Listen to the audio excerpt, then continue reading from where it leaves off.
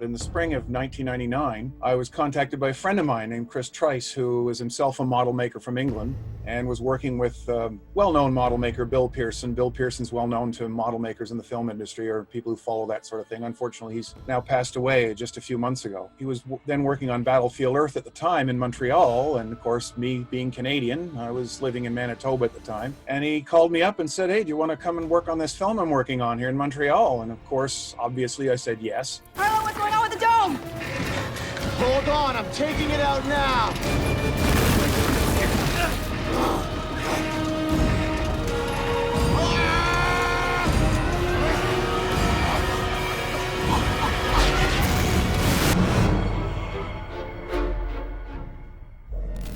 The studio where the movie was made was actually a defunct military base in Montreal. There were huge buildings that were usually housed tanks and so forth, I guess, and the whole facility was being used for the film. And there were a series of there were two buildings that were attached together. One was used for the live action sets, and the other one was done for the motion control stage and the model shop. The model making team was led by Bill Pearson, who I mentioned before, and Ronnie Gosselin.